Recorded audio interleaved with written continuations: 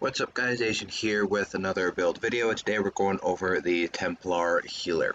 Templar Healers are still going to be one of the best healers in the game right now in terms of compared to the other 5 classes, with only Warden Healers really sort of coming close to their popularity, I should say, in endgame content.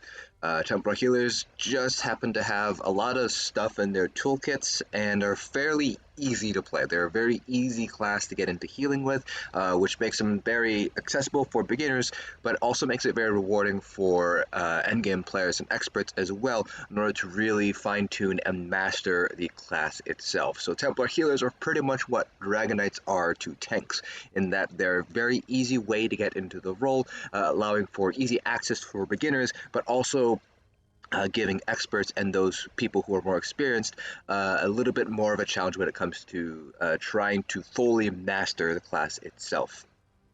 Like the rest of our build videos, we will not be going over any sort of gear that is reserved for the healer. Gear video should be popping up in the right hand corner right about now.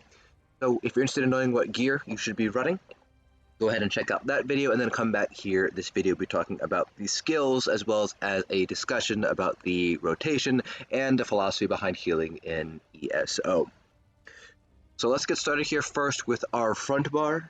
So this is the Resto Staff bar. We have Lustrous Healing. This is going to be our primary heal over time ability that we should always have down.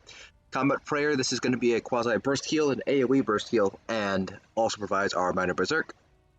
Then we have Power of the Light for the Minor Fracture and Minor Breach. This does deal quite a bit of damage, surprisingly enough, for a healer, so this is also a way that you can deal some damage as a healer. Now do keep in mind that if you are running Zens, Power of the Light does not count towards Zens. So if you are running Zens, you cannot count Power of the Light as one of your 5 dots. Then we have a Flex Spot here. I'm using it for our Burst Heal. Our class Burst Heal is Breath of Life. Despite the fact that it is very strong in PvP, it's actually not great in PvE, at least compared to other burst heals that other classes have. The burst heal initially is not bad, it's just over 10k here, but the secondary heal is fairly weak at 3.4k heal. So compared to some other class burst heals like the Twilight Matriarch, for example, it actually falls a bit behind when it comes to burst heals. This is a flex spot though. I have personally found that you don't really need a burst heal with Templars, a lot of the hosts that you have down as a Templar, but you can have this here in case you want an emergency burst heal. And then we have Energy Orb, which is the strongest heal in the game, arguably, which also provides the Healing Combustion synergy, which helps restore Magicka and Stamina back, which helps out DPS sustain. And our ultimate is a flex spot here. I have Reviving Barrier for the Magicka Aid passive, which grants us 10% additional Magicka regen when we have it fully leveled. Now for a back bar, this is the Destro Staff bar. I have one setup here, and I'm going to show you guys the Zen setup, because as you guys can tell from Blockade of Fire, I am running Martial Knowledge Zens with this particular setup. First, we have Elemental Drain. Only one healer needs to be running this. This is for the Major Breach and the Minor Magicka Steal, mainly for the Minor Magicka Steal. So this is a flex spot. If your other healers are already running Elemental Drain, then you don't need to run it yourself, so you can swap this out for another ability. Next we have Elemental Blockade. Again, I'm running Zen, so we have Blockade of Fire, but if you're not running Zens, then you should be running something like Blockade of Storms instead with the Lightning Staff to help proc off balance and maintain that off balance uptime.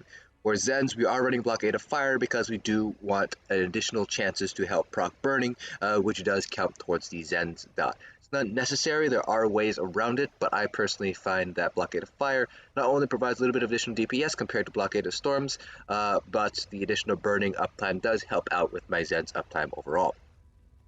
Next, we have Luminous Shards, which basically acts like an orb, except it's a lot more immediate because you can place it down wherever you'd like. It does deal damage as well, and it also returns a little bit of your secondary resource as well. So it's a little bit better in terms of returning resources back, but it doesn't provide the heal that Energy Orbs does.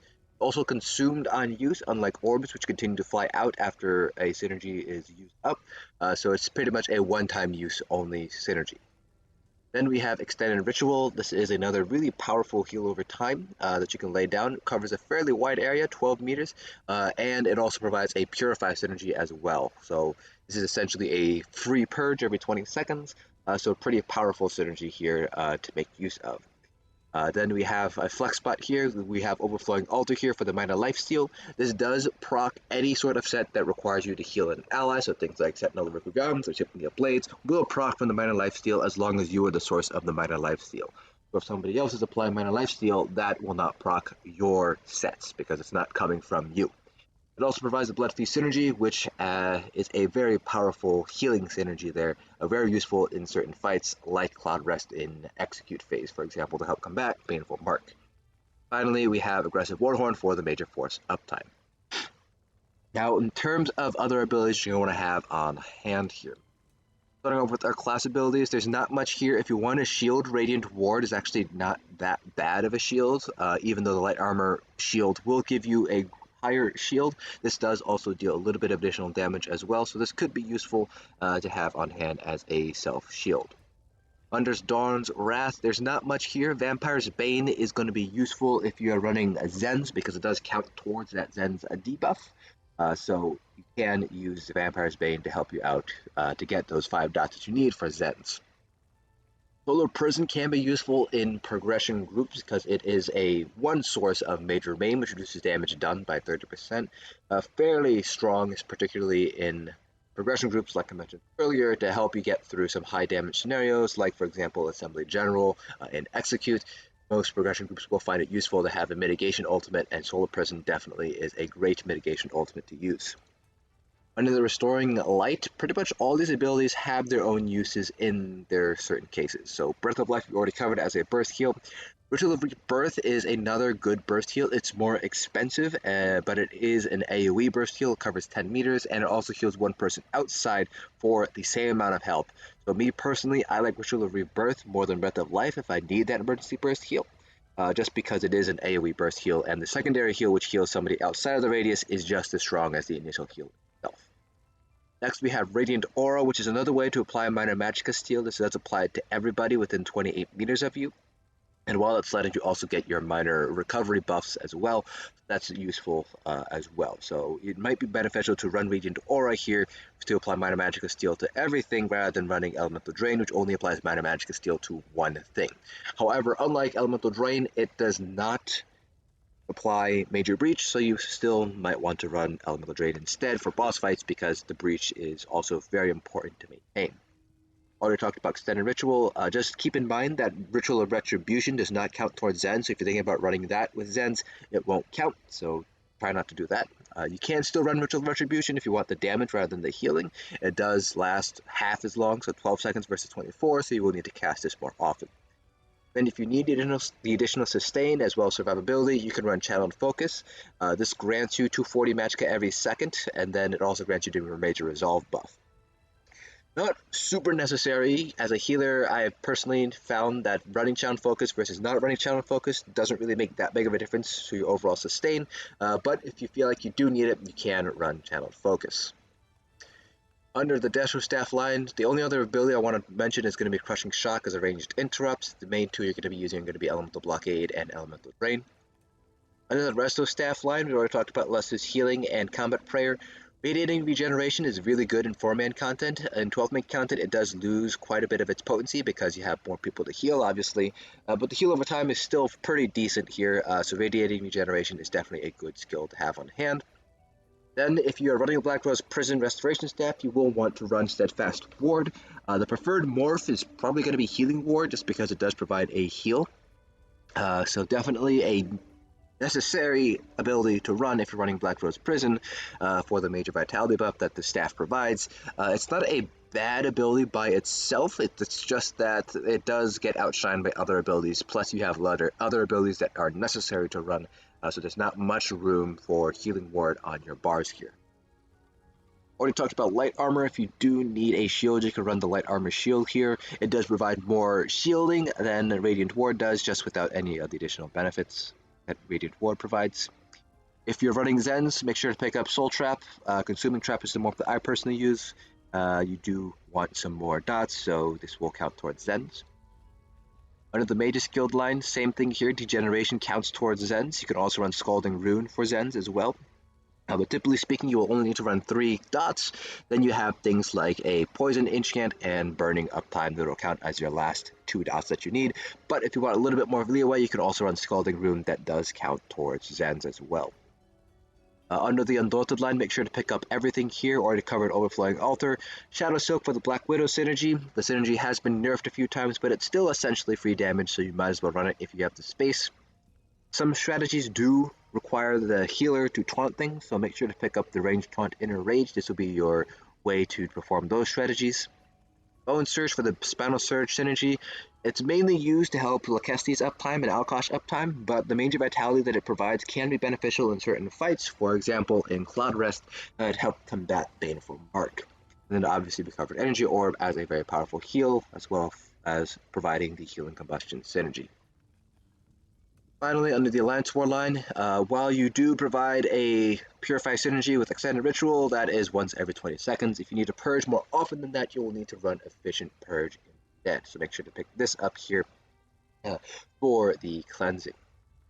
But that pretty much covers it for all the skills you're going to want to have on hand as a healer.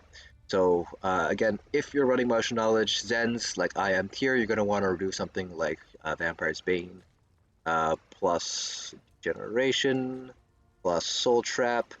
So now you have your 3 dots here. You have Burning potentially from Block 8 and Vampire's Bane, and then you should be running a Poison enchant, so you have the Poison dot as well, so those are your 5 dots for Zens.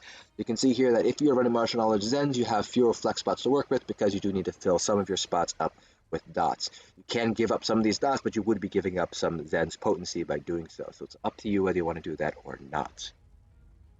So now that we've covered skills, let's talk about healing in ESO. Those of you guys who are coming over from other MMOs might be thinking that healers essentially just heal allies, and you are not incorrect. That is part of the healer's job, to heal your allies, make sure they don't die. But there is a secondary role that healers play that can be just as important as keeping people alive. That is buffing your group. Yes, essentially supporting your group DPS to help them push out as much damage as possible. The shorter the fight is, the less you have to heal, the less danger people are in of dying.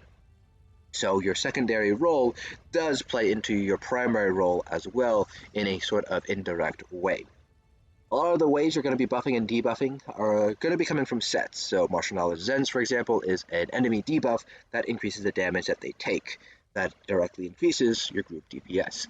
Olorime, for example, that provides the Major Courage buff, which improves spell and weapon damage, which ends up increasing overall DPS. There are obviously some skills that you're going to want to run as well that helps your group DPS. For example, Power of the Light provides that Minor Fracture, Minor Breach, which reduces physical and spell resistance, allowing your DPS to spec a little bit less into piercing and spell erosion and more into damage CPs like Master at Arms or Thaumaturge, which does increase their overall DPS. Plus, there are a couple abilities here that both heal and provide damage support. So, for example, Combat Prayer is a burst heal. You can see here that it heals for 6,000 health, but it also provides Minor Berserk and Minor Resolve. So you increase your DPS survivability, which means it's a little bit easier to keep them alive. Plus, you also grant them the Minor Berserk buff to increase their damage done. So both healing and buffing do go hand in hand for certain abilities. Another good example of this would be Luster's Healing when you're combining it with the Master's Restoration Staff. It both heals, plus with the Master's Restoration Staff, you're also giving back resources, which helps your DPS fully sustain their rotation, which increases their overall damage potential. So even though it might not necessarily seem like you're doing a lot of healing if you're focusing on buffing, you are actually doing a fair amount of buffing even with all of your healing abilities. So don't necessarily think that just because you're buffing, you're a buff bot, you're not really healing. A lot of your abilities do heal along with buffing allies as well. So in terms of playing a healer, generally speaking, I recommend first learning how the fight flows, learning how your group plays, and making sure people stay alive. Once you're comfortable with that, then you can start working on increasing your buff and debuff uptimes. The good thing with ESO is that it's actually very easy to overheal in this game. Overhealing is essentially when you heal for more than what the damage that your allies have taken. So with all these heal over time abilities that you have, Extended Ritual, Energy Orb, Illustrious Healing, for example, when you count up all those healing ticks, it actually ends up being about 5k healing pre-buffed per second, which is definitely more than enough to cover a lot of damage that DPS takes. So a lot of time you will find that you will have no problems healing your allies. It's going to be more about that burst damage on your tank, for example, that you're going to have to keep an eye on, because tanks obviously have more health than your DPS. So you will actually have plenty of time to practice working on maintaining your buff and debuff uptimes. Now, I do not play a healer very often, so I do have links in the description below to a couple of healers that do play regularly, and I do recommend checking their videos out. Again, Templar healers are very popular in endgame content, so you will find that a lot of them do play Templar healers fairly often. The best way to learn how to play a healer outside of playing one yourself is to watch somebody else play. So I highly recommend checking out those content creators if you guys have any questions or just want to see a Templar healer in action in endgame content. That pretty much covers it for this build video. If you guys have any questions at all, feel free to leave them down in the comment section below, and I'll answer them to the best of my ability. Hope you guys enjoyed, and I'll see you guys in the next dungeon.